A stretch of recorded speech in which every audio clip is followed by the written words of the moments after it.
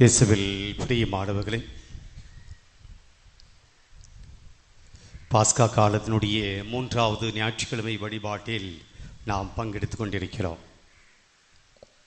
இன்றைய முதல் வாசகத்திலிருந்து ஒரு செய்தியும், நற்செய்தி வாசகத்திலிருந்து ஒரு 3 சிந்தனைகளையும் உங்களோடு பகிர்ந்து நான் நிறைவு செய்ய விரும்புகிறேன். இன்றைய முதல் வாசகத்தினுடைய பின்னணி, பேதுரு ஆண்டவர் இயேசுவுடைய உயிர்ப்பை பற்றி போதிக்கிறார். பேதுருவுடைய போதனையை கேட்டு நிறைய யூத மக்கள் மனம் மாறுகிறார்கள். யூத மதத்தை விட்டு கிறிஸ்தவ மதத்துக்கு வருகிறார்கள். நிறைய பேர் ஞானஸ்தானம் எடுக்க துவங்கினார்கள். இதை பார்த்த யூத தலைவர்கள், தலைமை சங்கம் இவர்களை அழைத்து சிறையில் அடைக்கிறது. பேதுரு சிறையில் இருக்கிறார். சிறையினுடைய கதவுகள் உடைக்கப்பட்டு பேதுரு விடுதலை பெற்று வெளியே வருகிறார். காவலாளிகள் இருந்தும் கூட அந்த சிறைச்சாலையினுடைய கதவுகள், அப்படி விலங்குகள் எல்லாம் உடைக்கப்பட்டு பேதுரு வெளியே வருகிறார். இந்த நிகழ்வை நடந்ததை தலைமை சங்கத்திடம் கொண்டு செல்கிறார்கள். சிறையில் தான் வைத்திருந்தோம், அவர் இப்போது விடுதலையாக வெளியே இருக்கிறார். மீண்டும் பேதுருவை அழைக்கிறார்கள் தலைமை சங்கத்திடம். இயேசு பற்றி பேசக்கூடாதுன்னு சொல்லி இருக்கிறோம், இயேசுவை பற்றி அறிவிக்க கூடாது அப்படின்னு நாங்கள் சொல்லி இருக்கிறோம். அப்படி இருந்தும் மீண்டும் மீண்டுமாக இயேசுவை பற்றி நீங்கள் பேசிட்டு இருக்கிறீங்க, இயேசுவை பற்றி பேசக்கூடாது என்று அவர்கள் கட்டளை இடுகிறார்கள், நிபந்தனை இடுகிறார்கள். அந்த இடத்தில் இருந்து வரக்கூடிய வாசகத்தை தான் நாம் இன்றைக்கு வாசித்திருக்கிறோம். பேதுரு சொல்கிறார், மனிதனுக்கு கீழ்ப்படிவதை விட ஆண்டவருக்கு கீழ்ப்படிய வேண்டும். யாருக்கு கீழ்ப்படிவது? மனிதனுக்கா ஆண்டவருக்கா? மனிதனுக்கு கீழ்ப்படுவதை விட ஆண்டவருக்கு தான் நாங்கள் கீழ்ப்படிவோம் என்று சொல்லுகிறார். மீண்டும் அந்த தலைமை சங்கம் அவர்களை அதட்டி இனிமேல் பேசக்கூடாதுன்னு சொல்லி அவங்கள வெளியே அனுப்புகிறாங்க. நான் இந்த வாக்கியத்தை மட்டும் முதல் சிந்தனையாக எடுத்துக்கொள்கிறேன். மனிதனுக்கு கீழ்ப்படிவதை விட ஆண்டவருக்கு கீழ்ப்படிவது முக்கியம். அதனால தான் ஃபாதர், நாங்கள் யாருக்கும் கீழ்ப்படியது கிடையாது. மனுஷனுக்கெல்லாம் கீழ்ப்படியதே கிடையாது. அப்பாவுக்கு கீழ்ப்படியது கிடையாது, அம்மாவுக்கு கீழ்ப்படிவது கிடையாது, கணவனுக்கு கீழ்ப்படிவது கிடையாது, மனைவிக்கு கீழ்ப்படிவது கிடையாது. மனுஷனுக்கு கீழ்ப்படிவதை விட ஆண்டுக்கு கீழ்ப்படிந்தால் போதும், அதனால் யாருக்கும் நாங்கள் கீழ்ப்படிவதில்லை. அப்படி கூட சில பேர் எடுத்துக்கலாம். இயேசுவை சொல்லிட்டார், பேதுரு சொல்லிட்டார், மனிதனுக்கு கீழ்ப்படிவதை விட கடவுளுக்கு கீழ்ப்படிந்தால் போதும். எப்படி இதை நாம் எடுத்துக்கொள்ள முடியும்? பிரியமானவர்களே, மனிதனுக்கு கீழ்ப்படியக்கூடாது என்பது பேதுருடைய வாக்கு அல்ல. எந்த மனிதனுக்கு கீழ்ப்படிய வேண்டும், எந்த மனிதனுக்கு கீழ்ப்படியக்கூடாது என்பதிலே நமக்கு தெளிவு வேண்டும். நல்லவர்களுக்கு கீழ்ப்படிவது மிக மிக அவசியம்.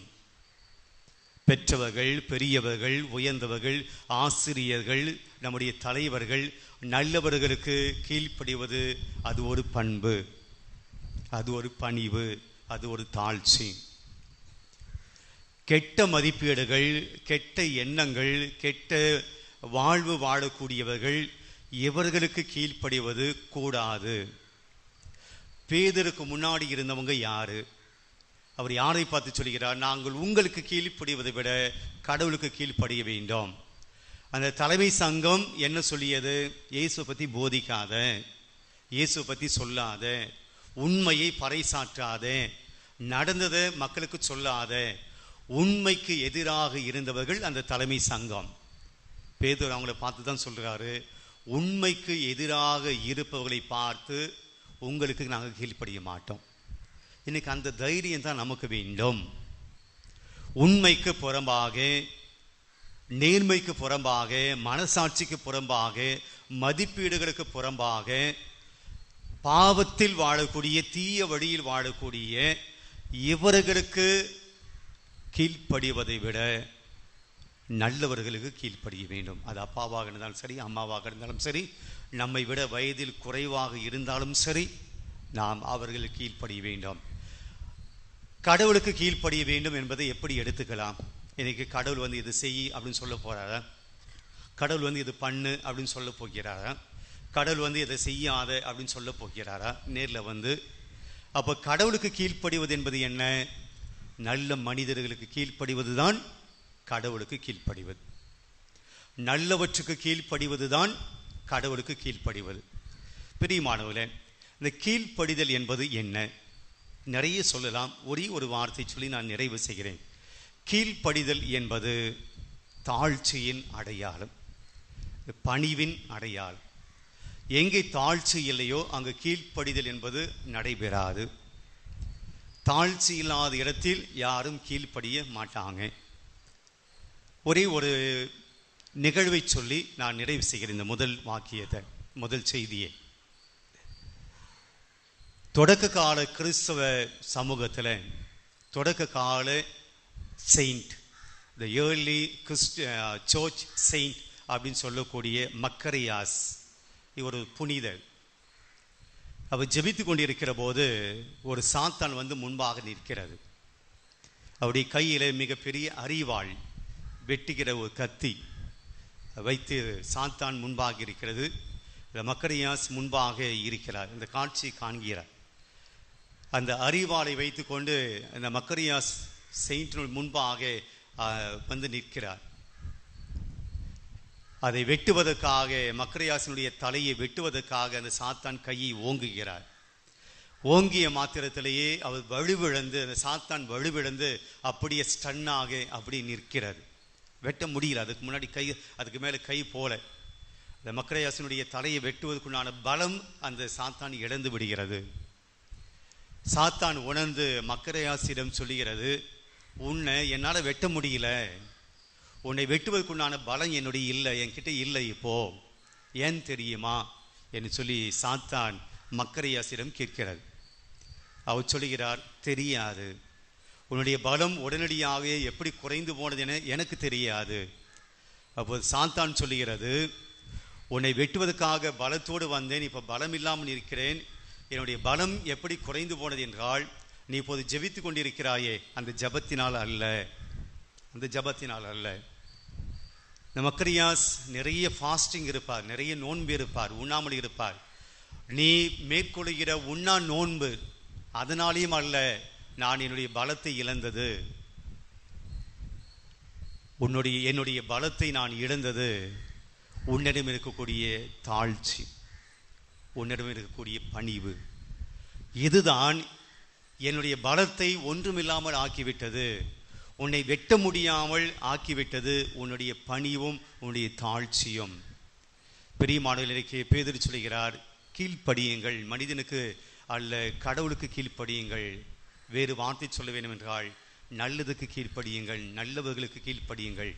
அந்த கீழ்ப்படிய வேண்டும் என்றால் என்ன வேணும்? நமக்கு தாழ்ச்சி வேணும். பிரியமானவர்களே, தாழ்ச்சி சாத்தானையும் பலம் இழக்க வைக்கிறது.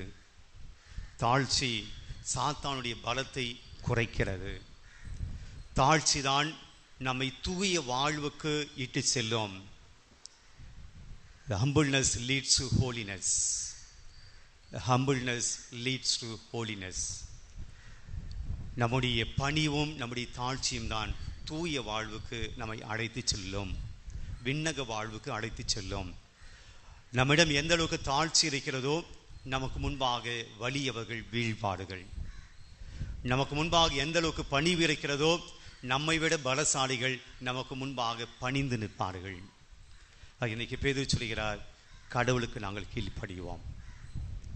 இன்றைக்கு மீண்டும் மீண்டும் நான் சொல்கிறேன், கடவுளுக்கு கீழ்ப்படிவது என்பது நாம் எப்படி புரிந்து கொள்ளலாம்? நன்மைக்கும் நல்லவர்களுக்கும் நாம் கீழ்ப்படிவது தான் கடவுளுக்கு கீழ்ப்படிவது. இன்றைக்கு நாம் எப்படி இருக்கிறோம்? குழந்தைகளானாலும் சரி, இளைஞர்களானாலும் சரி, பெரியவர்களானாலும் சரி, கீழ்ப்படிதல் என்கிற புண்ணியத்தை நாம் எப்படி கடைபிடிக்கிறோம்? பெரியவர்களுக்கு கொடுக்க வேண்டிய மரியாதை, பெரியவர்களுக்கு கொடுக்க வேண்டிய முக்கியத்துவம், பெரியவர்களுக்கு கொடுக்க வேண்டிய எதை நாம் கொடுக்க வேண்டுமோ அதை கொடுப்பதில் தான் இந்த மரியாதை, அந்த கீழ்ப்படிதல் இருக்கிறது. அதான் முதல் செய்தியாக. இன்னைக்கு நாம் இந்த என்ன உலகத்தில் இருக்கோம் அப்படின்னா, எதிர்த்து பேசினாதான் வலிமை, எதிர்த்து சண்டையிட்டால் தான் வலிமை. சரிநிகராக சண்டையிட வேண்டும், சரிநிகராக பேச வேண்டும். நீ ஒரு வார்த்தை பேசினா 2 வார்த்தை பேசினா அதுதான் வலிமை. நீ அடிக்கிறதுக்கு முன்னாடி நான் ஒன்று அடிச்சிடணும், இதுதான் வலிமை. நீ திட்டினா நான் அதை விட அதிகமாக திட்டணும், இதுதான் வலிமை என்று நினைக்கிறோம். ஆனால் மக்கரியாஸ் சாத்தானையும் கூட பலம் இழக்கக்கூடிய அளவுக்கு தன்னுடைய தாழ்ச்சியை வைத்திருந்தார். பிரியமானவர்களே, தாழ்ச்சிக்கு முன்னாடி வலியவர்கள் வீழ்வார்கள். தாழ்ச்சி உள்ளவர்கள் முன்பாக பெரியவர்களும் அடிபணிவார்கள். இந்த புண்ணியம் நமக்கு வேண்டும். கேட்கறதுக்கு நல்லா இருக்கு இல்லையா? கேட்கறதுக்கு நல்லா இருக்கு இல்லையா? தாழ்ச்சியோட தான் நல்லா இருக்கும். முடியுமா? முடியுமா? முடியாதுன்னா முடியாதுதான். ஓகே, நற்செய்தி வாசத்துக்கு வருவோம். 3 சிந்தனைகள் மிக சுருக்கமாக, சின்னதாக. இன்றைய இந்த நற்செய்தி வாசத்தை 3 பகுதிகளாக நான் பிரித்து பார்க்கிறேன்.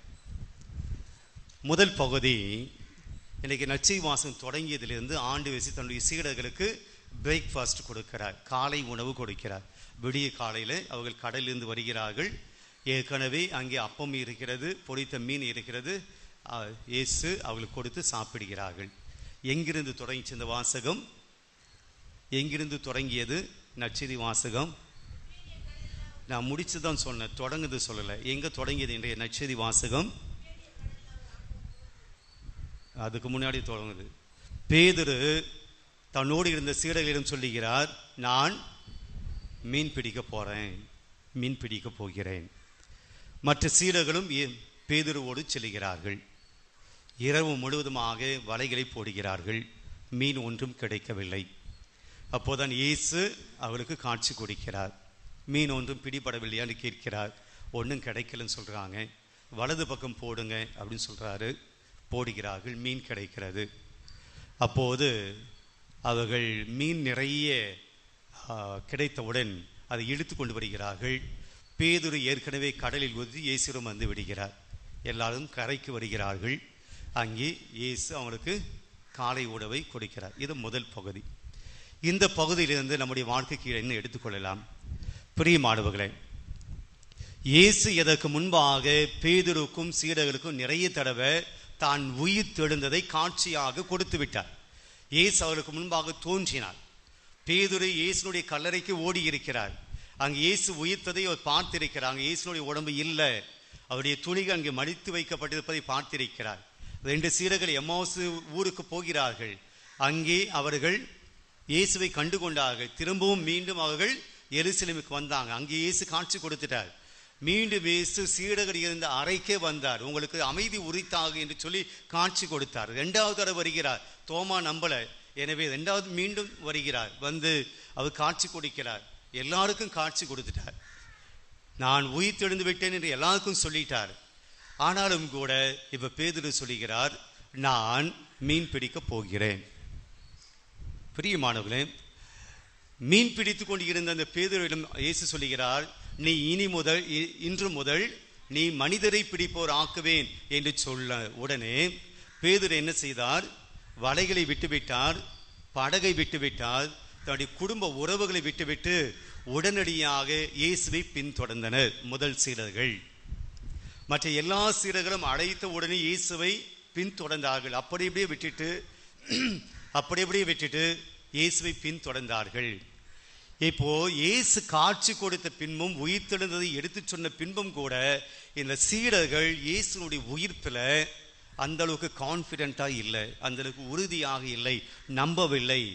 இப்போ பேதுரு சொல்லுகிறார், நான் மீன் பிடிக்க போறேன், என்னுடைய பழைய வாழ்க்கைக்கு நான் போகிறேன். அவர்கள் எங்கே இருக்கிறார்கள்? சீடர்கள் திபேரிய கடலில் இருக்கிறார்கள். இன்னொரு பேர் என்ன திபேரிய கடலுக்கு? கலிலேயா கடல். கலிலேயா கடல். எங்க பேதுரு, யாக்கோபு, அந்திரேயா இவர்களெல்லாம் இயேசு அழைத்தார். எந்த இடத்திலிருந்து தன்னுடைய பணிக்காக அழைத்தார்? அந்த இடத்திலிருந்து தான். அப்ப பேதுரு எருசலேமிலிருந்து கலிலேயாவுக்கு வந்திருக்கிறார். அங்கே தான் விட்டு சென்ற படகு அங்கே இருக்கிறது, விட்டு சென்ற வலை அங்கே இருக்கிறது. எடுக்கிறார். எதை விட்டு வந்தாரோ அதை மீண்டும் எடுத்துக்கொள்கிறார். படகை எடுத்துக்கொள்கிறார், அந்த வலையை எடுத்துக்கொள்கிறார், பழைய தொழிலுக்கு போகிறார். பிரியமானவர்களே, இதுதான் முதல் செய்தி. இயேசு உயிர்த்தெழுந்த பின்பு மனிதர்களை பிடிக்க வேண்டும் என்று பணிக்கு அழைத்த அந்த பணியை மறந்துவிட்டு அவர் பழைய வாழ்க்கைக்குள் போகிறார், பழைய தொழில் செய்ய போகிறார். பேதுரு மட்டும் இல்லைங்க, இயேசுனுடைய சீடர்கள் மட்டுமல்ல, நாமும் கூட அப்படியாகத்தான் பல நேரங்களில் இருக்கிறோம். ஒவ்வொரு நாளும் திருப்பலி பார்க்கிறோம், திருப்பலி முடிந்து பழைய வாழ்க்கைத்தான் வாழ்ந்து கொண்டிருக்கிறோம். ஒவ்வொரு நாளும் திருப்பலியில் நன்மை வாங்குகிறோம், ஆனால் திருப்பலி முடிந்து வீட்டுக்கு போகிற போது, ஆலயத்தை விட்டு வெளியே போகிறது, பழைய மனுஷனாகத்தான் நான் போகிறேன். இயேசு எனக்குள் எந்த புதிய மாற்றத்தையும் ஏற்படுத்தலை. ஒவ்வொரு நாளும் புதிய நாள் தான், ஆனால் பழைய நாள் தான் வாழ்ந்து கொண்டிருக்கிறோம். நேற்று வாழ்ந்த அந்த வாழ்க்கைத்தான் இன்றைக்கும் வாழப் போகிறோம். நாளைக்கு வரக்கூடிய புதிய நாளிலும் இந்த வாழ்க்கையைத்தான் கொண்டு போக போகிறோம். அதே காயங்கள், அதே மன வருத்தங்கள், அதே பொறாமைகள், அதே கோபங்கள், அதே பிரச்சனைகள். நாள் புதியது, ஆனால் வாழ்கிற வாழ்க்கை பழையது தான். நாள் புதியது, எனக்குள்ளே இருக்கக்கூடிய சிந்தனைகள் பழையது தான். தவ காலத்தில் பயங்கரமான ஒரு தியானம் இங்கே நடைபெற்றது. உங்களை எல்லாம் பார்த்தபோது இனிமே நிறைய பேர் இங்கே மனமாற்றி விடுவார்கள், மனமாற்றம் அடைந்து விடுவார்கள் என்று தான் நானும் நினைத்தேன். அப்படி ஒன்றும் நடக்கலை. எதை வச்சு சொல்கிறீங்க நீங்கள் என்றால், அவர்களுடைய முதல் ஃபோக்கஸ் மரியாவின் மீது இருந்தது. ஒவ்வொரு நாளும் தியானம் துவங்குவதற்கு முன்பாக ஜெபமாலைக்கு அதிகமாக முக்கியத்துவம் கொடுத்தார்கள். இப்போ மே மாதம் துவங்கி இருக்கிறது, மரியாவின் மாதம், வணக்க மாதம் துவங்கி இருக்கிறது. எத்தனை பேர் மே மாதம் வணக்க மாதத்தில் பங்கெடுத்து கொண்டிருக்கிறோம்? உண்மையிலே மாதாவுக்கு நம்ம கொடுத்திருந்தோம், முக்கியத்துவம் கொடுத்திருந்தோம். அன்னைக்கு அவங்க சொன்ன போது, நான் ஜெபமாலை இனிமேல் விடவே மாட்டேன், ஒவ்வொரு நாளும் ஜெபமாலை சொல்லுவேன், மாதா இல்லாமல் ஒன்றும் கிடையாது, மாதாவுக்கு அவ்வளோ முக்கியத்துவம் கொடுக்கணும் என்று சொன்ன போதெல்லாம் அப்படியே உள்வாங்கி கொண்டோம். இனிமேல் மாதாவுடைய பக்தர்களாக இருப்போம் என்று சொன்ன நாம மாதாவுடைய வணக்க மாதத்தில் பங்கெடுக்காமல் இருக்கிறோம் என்றால் தியானம் எங்கே போனது? மீண்டும் நாம் தியானத்துக்கு முன்னாடி எப்படி இருந்தோமோ அப்படியாகத்தான் மாறியிருக்கிறோம். நிறைய சொல்லிட்டு போகலாம், நான் இதோடு நிறுத்தி கொள்கிறேன். முதல் செய்தி, நாம் கூட புதிய நாள், புதிய விஷயங்கள், புதிய சிந்தனைகள், புதிய தியானங்கள், வழிபாடுகள், புதிய மறைவுரைகள் எல்லாம் புதுசுதான். ஆனால் வாழ்கிற வாழ்க்கை மட்டும் பழையதாகவே இருக்கிறது. I am going back to my old. நான் பழையதுக்கு மீண்டும் போய் கொண்டிருக்கிறேன். ஒவ்வொரு நாளும் பழையது நான் வாழ்ந்து கொண்டிருக்கிறேன். பேதுருக்கிட்ட ஆண்டவர் சொல்கிறார், நான் மீன் பிடிக்கிறதை விட்டுட்டு மனுஷனை பிடிக்க உன்னை கூப்பிட்டா நீ எங்கே வந்து நிற்கிற? சரி, பேதுரு அங்கே வந்து நின்னாரு, ஆனால் மீன் பிடிச்சாரா? மீன் கிடைச்சதா? பிரியமானவர்களே, மீண்டும் மீண்டும் புதிய வாழ்க்கைக்கு போகாமல் நாம் பழைய வாழ்க்கைக்கு போய்கொண்டே இருந்தால் தேவனுடைய ஆசீர்வாதங்கள் ஒருபோதும் கிடைக்க போகிறது கிடையாது. நாம் என்ன நினைக்கிறோம், புது வாழ்வுக்கு போன நமக்கு அது கஷ்டம் என்று சொல்லி பழைய வாழ்க்கைக்கே வந்து கொண்டு இருக்கிறோம். அங்கே தான் கஷ்டமே இருக்கு, அங்கே தான் எம்டி நெட் இருக்கு. மீன்கள் பிடிப்படாத வலை பழைய வாழ்க்கையில் தான் இருக்கிறது. ஒன்றும் கிடைக்காமல் தான் இரவு முழுவதுமாக மீன் பிடிச்சாங்க. பிரியமானவர்களே, இரவிலே தான் அதிகமான மீன் கிடைக்கும். பேதுரு மீனவன், பல ஆண்டுகாலமாக மீன்பிடி தொழிலை செய்தவர். ஆனால் அவர் மீண்டும் புதிய வாழ்க்கைக்கு போகாமல் பழைய வாழ்க்கைக்கு வந்ததினால் என்ன கிடைச்சது? பேதுருவுக்கு ஒன்றும் கிடைக்கவில்லை. எம்டினஸ், வலை முழுவதுமாக காலியாக இருந்தது. நம்முடைய வாழ்க்கையில் நடக்க போது அதுதான்.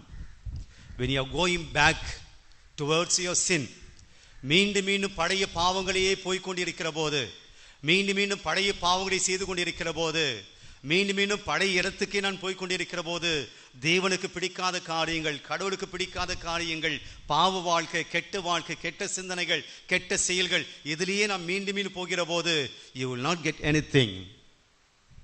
வறுமையான ஒன்றுமில்லாத வாழ்வுதான் நாம் மீண்டும் மீண்டும் பெறப் போகிறோம்.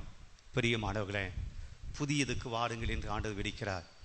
இன்னைக்கு நாம் நம்முடைய பொழுதுபோக்குகளாக இருக்கலாம், நம்முடைய பழக்க வழக்கங்களாக இருக்கலாம், நம்முடைய பாவங்களாக இருக்கலாம், என்னைக்கு விட்டுட்டு வரப்போகிறோம்? அற்புதமான ஒரு நிகழ்வு இருக்கிறது பழைய ஏற்பாட்டில். எலியா எலிசாவை கூப்பிடுவார். எலியாவுக்கு பின்பாக இறைவாக்கு சொல்வதற்கு தன்னுடைய பணியை செய்வதற்கு எலியா யாரை கூப்பிடுறாரு? எலிசாவை கூப்பிடுறாரு. எலிசா அப்ப என்ன பண்ணிட்டு இருக்காரு? எலியானே யாரும் தெரியாது, எலிசானே யாரும் தெரியாது, அவர் என்ன பண்ணிட்டு இருக்காரு எங்களை கேட்டுக்கிறீங்க. எலிசா நிலத்துல ஏறு உழுது கொண்டிருக்கிறார். எலியா கூப்பிடுறார், நீ வா அப்படின்னு சொல்லி இறைவாக்கு உரைக்கும் பணி. எலிசா என்ன பண்ணாரு தெரியுங்களா? நான் வீட்டுக்கு போறதுக்கு அனுமதி கேட்கிறார். போன்னு சொல்றாரு. இந்த மாடு இந்த கலப்பை ரெண்டுத்தையும் கொண்டு போறாரு. மாட்டை வெட்டுறாரு, கலப்பையை அடுப்பில் வைக்கிறார், எரிக்கிறார், விருந்து படைக்கிறார், எல்லாத்தையும் படிச்சு சாப்பாடை மக்களுக்கு கொடுத்துட்டு வரார். என்ன அர்த்தம்? என்ன அர்த்தம்? திருப்பி அதுக்கு வயலுக்கு வர முடியாது. ஏன்னா அங்கே மாடு கிடையாது, அங்கே கலப்பு கிடையாது. முழுசாக விட்டுட்டு வந்தார் எலிசா, முழுசாக. பிரியமானவர்களே, கடவுளை பின்பற்றுவது என்பது அப்படித்தான். எல்லாத்தையும் விட்டுட்டு வர முடியுமா ஃபாதர்? நான் குடும்ப வாழ்க்கை விட்டுட்டு வர சொல்ல, உங்கள் சொத்து சுகத்தை விட்டுட்டு வர சொல்ல. பாவத்தை விட்டுட்டு வருவதுதான் இயேசுனுடைய சீரத்துவ வாழ்க்கை. பழைய பாவத்தையெல்லாம் விட்டுட்டு, செய்யக்கூடிய பாவத்தையெல்லாம் விட்டுட்டு முழுசாக வருவது தான் கிறிஸ்துவ வாழ்க்கை. இன்னைக்கு பேதுரு கொடுத்த செய்தி நமக்கு இதுதான். முழுசா என்னை பின்பற்ற முடியுமா? 2வது செய்தி போவோம் வேகமாக. 2வது பகுதி எங்கிருந்து தொடங்குது என்றால், இயேசு விருந்து கொடுத்துட்டார். இப்ப பேதுரை பார்த்து கேட்கிறார், நீ இவர்களை விட என்னை அதிகமாய் அன்பு செய்கிறாயா? எத்தனை வாட்டி கேட்கிறார்? 3 தடவை கேட்கிறார். ஏன்னா 3 தடவை மறுதளிச்சார், அதனால் 3 தடவை கேட்கிறார் அப்படின்னு சொல்லப்படுகிறது. ஒவ்வொரு தடவையும் கேட்கிற போது பேதுரு சொல்கிறார், ஆமா ஆண்டவரே, நான் உம்மை அன்பு செய்கிறேன். கடைசியில் கேட்கிற போது எல்லாம் உமக்கு தெரியுமே என்று பதில் சொல்கிறார். இயேசு கேட்கிற கேள்வியை பாருங்க. இயேசு பேதுரு பார்த்து, ஏன்டா என்னை மறுதளிச்ச அப்படின்னு பேதுரு கேட்கல. ஏன்டா என்னை விட்டு ஓடி போயிட்டீங்க? என்னை கைது செய்ய வருகிற போது ஏன் விட்டு ஓடிட்டீங்க? நான் சிலுவையில் இருந்தபோது எட்டு கூட என்னை பார்க்கல, எங்கே போனீங்க?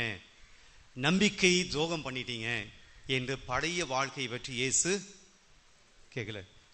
பின்னாடி நடந்து முன்னாடி நடந்தது இயேசு அவளை பார்த்து கேட்கவே இல்லை. அவர் ஃபியூச்சரை பற்றி பேசுறார். இனிமே நீ என்ன அன்பு செய்கிறாயா? தமிழில் நாம் பார்க்கிற போது, இவர்களை விட நீ என்னை அதிகமாய் அன்பு செய்கிறாயா? இவர்களை விட தமிழில். ஆங்கிலத்தில் என்ன இருக்கு? Do you love me more than these? இவைகளை விட என்னை அதிகமாய் அன்பு செய்கிறாயா? 2 கருத்து நம்ம பார்க்கலாம். பேதுருகிட்ட சொல்றாரு, இவர்களை விட, கூட இருந்த அப்போஸ்தலர்களை விட நீ என்னை அதிகமாக அன்பு செய்கிறாயா? பிரியமானவர்களே, கடவுளை அன்பு செய்வதில் போட்டி வேண்டும். கடவுளை அன்பு செய்வதில் போட்டி இருப்பது நல்லது. இவர்களை விட நீ என்ன அதிகமாக அன்பு செய்கிறாயா? போட்டி தான் அது. நத்தனியை விட, தோமியாரை விட, அங்கே இருக்க மற்ற சீடர்களை விட, இவர்களை விட நீ என்ன அதிகமாக அன்பு செய்கிறாயா? பிரியமானவர்களே, கடவுளை அன்பு செய்வதில் மற்றவங்களை நான் அதிகமாக அன்பு செய்யணும் என்ற எண்ணம் நமக்கு வேண்டும். நாம் அப்படி கிடையாது. மற்றவங்களோட நான் பெருமை சேர்க்கணும், மற்றவங்களோட எனக்கு பெருமை வரணும், மற்றவங்களோட நான் தான் முக்கியமாக நிற்கணும், மற்றவங்களோட நான் தான் முதன்மையாக நிற்கணும், நான் தான் லீடராக வரணும். ஆனால் இயேசு சொல்கிறாரு, இவர்களை விட என்னை அதிகமாக அன்பு செய்கிறாயா? என்ன முன்னாடி வச்சு அன்பு செய்ய முடியுமா? பிரியமானவர்களே, எல்லாரையும் விட கடவுளை அதிகமாக அன்பு செய்ய முடியுமா? எல்லாரையும் விட. இயேசு சொல்வார், நீ என் சீடனாக இருக்க வேண்டுமென்றால் உன் தந்தை, தாய், கணவன், மனைவி, பிள்ளைகள் எல்லாத்தையும் விட்டுட்டு பின் செல்ல முடியுமா? இன்னைக்கு கேட்கிறார், இவர்களை விட உன்னை அன்பு செய்கிற மனைவி, உன்னை அன்பு செய்கிற கணவன், உன்னை அன்பு செய்கிற பிள்ளைகள், உன்னை அன்பு செய்கிற அப்பா அம்மா, இவர்களை விட என்னை அதிகமாக அன்பு செய்ய முடியுமா கேட்கிறார். இது இவர்களை விட என்ற வார்த்தைக்கு நாம் பொருள். இவைகளை விட, மோர் தென் தீஸ். அங்கே என்னென்ன இருந்துச்சு? இயேசுக்கு பேதுருக்கு முன்னாடி அந்த இடத்துல என்னென்ன இருந்தது? முதல்ல மீன் தான் சொல்லுவீங்க நினைச்சேன், பரவாயில்ல. வலை இருந்தது, படகு இருந்தது, பிடித்த மீன்கள் இருந்தன. God's blessing. இயேசு சொன்ன பின்னாடி தான் அந்த மீன்கள் கிடைச்சது. பிரியமானவர்களே, இவைகளை விட நீ என்னை அன்பு செய்கிறாயா? போட்டு, வலை, மீன், இதை விட என்னை அதிகமாக அன்பு செய்கிற. மோர் தென் தீஸ். இன்றைக்கு கடவுள் நமக்கு நிறைய ஆசீர்வாதம் கொடுத்திருக்கிறார். 150 மீன்களை போல கடவுள் நமக்கு நிறைய ஆசீர்வாதம் கொடுத்திருக்கிறார். உன்னுடைய வீடு கடவுளுடைய ஆசீர்வாதம், உன்னுடைய வேலை கடவுளுடைய ஆசீர்வாதம், உன்னுடைய வருமானம் கடவுளுடைய ஆசீர்வாதம், நீ போட்டிருக்கிற நகை நட்டுக்கள் கடவுளுடைய ஆசீர்வாதம், நீ வைத்திருக்கக்கூடிய வாகனம் கடவுளுடைய ஆசீர்வாதம், நீ பயன்படுத்தக்கூடிய மற்ற எல்லா காரியங்களும் கடவுளுடைய பிளஸ்ஸிங். இந்த பிளஸ்ஸிங்கை விட பிளஸ்ஸிங் பண்ணாரே, பிளஸ்ஸிங் கொடுத்திருக்காரு இயேசுவை அன்பு செய்ய முடியுமா? God has given a lot of blessings. We always love our blessings.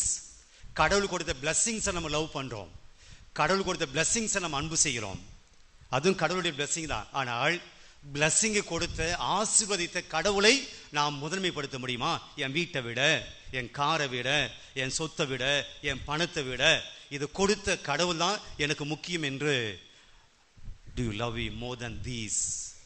இவைகளை விட அன்பு செய்ய முடியுமா அப்படின்னு கடவுள் கேட்கிறார். இன்னைக்கு மிகப்பெரிய சவால். மனசாட்சி தொட்டியது நாம் சொன்னோம்னா இல்லை என்கிற பதில் தான் நமக்கு வருது, இல்லை என்கிற பதில் தான் நமக்கு வருகிறது. ஆனால் ஆண்டவர் அதைத்தான் முன்வைக்கிறார். Do you love me more than these? நீ வச்சிருக்கிற எல்லாத்தையும் விட என் அன்பு செய்ய முடியுமா? 2வது சிந்தனை.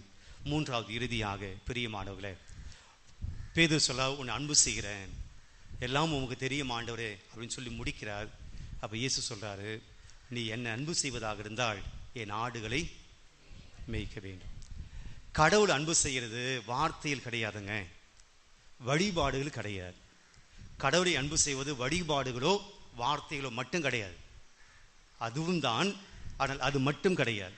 நான் பூசைக்கு வரேன், இயேசு அன்பு செய்கிறேன். நான் ஜெபமாலை சொல்கிறேன், மாதாவை அன்பு செய்கிறேன். நான் ஆராதனைக்கு வருகிறேன், கடவுளை அன்பு செய்கிறேன். போதாது. நீ என்னை அன்பு செய்கிறாய் என்றால் பேதுருக்கிட்ட இயேசு என்ன சொல்றாரு? போய் ஆடுகளை மேய்ன்னு சொல்றாரு. பணி வாழ்வு, சர்வீஸ். இன்னைக்கு நிறைய கிறிஸ்தவர்கள், கத்தோலிக்க கிறிஸ்தவர்கள் பூசையோடு என்னுடைய ஆன்மீகம் முடிந்து விட்டது. அதுக்கு பின்னாடி ஆலயத்துக்கும் கடவுளுக்கும் என்னுடைய பணி, என்னுடைய வேலை எதுவும் கிடையாது. The church is only for the worshiping place for me. ஆலயம் என்பது ஞாயிற்றுக்கிழமை ஒரு நாள் வந்து ஜெபித்து விட்டு போகக்கூடியது, அவ்வளவுதான். அதுக்கு மேலே ஒன்றும் கிடையாது. ஆண்டவர் சொல்கிறார், பணி செய், ஆடுகளை போய் மெய். பிரியமானவர்களே, கோயிலில் வந்து வேலை செய்து மட்டும்தான் ஆடுகளை மேய்க்கதா? இல்லை. எனக்கு உங்களுடைய பிள்ளைகளை எப்படி வளர்க்குறீங்க? இறை பக்தியில் வளர்க்குறீங்களா? இன்னைக்கு ஒகேஷன் டே, தேவ அழைத்தல் தினம். 25 ஆண்டுகள் இந்த பாலவாக்கம் பங்கு உதயமாகி 25 ஆண்டுகள். ஒரு ஃபாதர், ஒரு ப்ரீஸ்ட் இந்த பங்குலேருந்து, ஒரு பையனை, ஒரு பொண்ணை இந்த பங்குலேருந்து, அது சிஸ்டர்லேருந்து இருக்கான்னு நினைக்கிறேன். ஒரு ப்ரீஸ்ட் தேவடைத்தலுக்கு, ஒரு குடும்பம், ஒரு மகனை இதுவரையிலும் 25 ஆண்டுகள் தேவடைத்திற்கு யாராவது அமைச்சிருக்கீங்களா? அவங்க இந்த பங்கா இல்லை சொந்த பங்கு? இங்கே பங்க இங்கேயே ஸ்டார்ட் பண்ணி தெரியல, எனக்கு தெரியல, அவங்களுக்கு இடம் தெரியும். ஒன்றுன்னு கூட நம்ம பெருமைப்பட்டுக்கூடாது.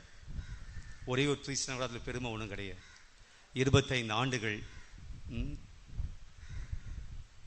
நம்முடைய பிள்ளைகளை தேவ அடைத்தலுக்கு, பணிக்கு, இயேசுவை நீ அன்பு செய்வதாக இருந்தால் பணி போய் ஆடுகளை மேய்ன்னு சொல்கிறார். திருச்சபை வழி நடத்து அப்படின்றார். பிரியமானவர்களே, அடுத்த வீட்டிலேருந்து ஒருத்தர் ஃபாதர் போய்க்கான்னு சொல்லி பெருமைப்பட்டுக்க வேணாம். என் வீட்டிலேருந்து போயிருக்கானா? எங்கள் வீட்டில் என் பிள்ளையை அமைச்சிருக்குமா? அன்பு செய்வது என்பது ஆடுகளை மேய்ப்பது. அன்பு செய்வது என்பது பணி வாழ்வுக்கு அனுப்புவது. இன்றைக்கு கேட்டிசன் கிளாஸுக்கு நம்ம பிள்ளைகளை அனுப்பாமல் இருக்கிறோம். மறைக்கல்வி வகுப்புகளுக்கு நம்முடைய பிள்ளைகளை அனுப்பாமல் இருக்கிறோம். என்ன ஆடுகளை மேய்க்கிறோம்? என்ன மந்தையை மேய்க்கிறோம்? பிரியமானவர்களே, சிந்தனையில் உள்வாங்கிக் கொள்வோம். எனக்கு தெரியும், ஒரு ஃபாதர் இப்படியாக பிரசங்கத்தை தொடங்கினார். நம்முடைய பிரசங்கத்தை பார்த்து, மறைவுரை பார்த்து நிறைய பேர் போற்றுவார்கள், நிறைய பேர் நமக்கு நல்லா இருக்குன்னு சொல்லுவாங்க. அப்போதெல்லாம் நமக்கு சந்தோஷம் வரும். அதே சமயத்தில் சில பேர் அதை விமர்சனம் செய்வார்கள். அந்த மறைவுரை கேட்டு விமர்சனம் செய்வார்கள். என்ன பண்ண பிரசனம் வைக்கிறான், என்னத்தை வைக்கிறான் அப்படின்னு சொல்லி விமர்சனம் செய்கிறார்கள். அந்த நேரத்தில் நமக்கு மனசு கஷ்டமாக இருக்கும். அவர் சொல்லுகிறார், பிரசங்கம் நல்லா இருக்கும் போதும் பிரசங்கம் நல்லா இல்லைன்னு சொல்கிற போதும் நீங்கள் மகிழவோ வருத்தப்படவோ வேண்டிய அவசியம் இல்லை. நல்லான்னு சொன்னால் மகிழ்ச்சி அடைய வேண்டிய அவசியம் இல்லை. விமர்சனம் செய்தால் அது வருத்தப்பட வேண்டிய அவசியம் இல்லை. ஏனென்றால் அது உங்கள் பணி, அது உங்களுடைய ஜாப், குருவானவருடைய பணி. அது நல்லா இருக்கு என்பதற்காக நீ பிரசங்கம் வைக்கணும், நல்லா இல்லைன்னா பிரசங்கத்தை விட்டுடணும் என்பதல்ல. You two your job. பிரியமானவர்களே, இறை வார்த்தைகள் கொடுக்கப்படுகின்றன. நல்லா இருக்கு நல்லா இல்லை என்பதெல்லாம் பிரச்சனை இல்லை. இதுதான் இறைவன் தேவன் இன்றைக்கு இறை வார்த்தை வழியாக நமக்கு கொடுக்கிறார். சிந்திப்போம். நான் கடந்த வாழ்க்கை விட்டு வெளியே வர முடியுமா? ரெண்டாவது, எல்லாத்தையும் விட ஆண்டவர் அன்பு செய்ய முடியுமா? மூன்றாவது, கடவுளை அன்பு செய்வது என்பது பணி வாழ்க்கை செய்வது, வெறும் வழிபாடுகளில் அட்டன் பண்ணுவது கிடையாது. நான் என்ன பணி வாழ்க்கையை மேற்கொள்ளப் போகிறேன்? எழுந்திருப்போம்.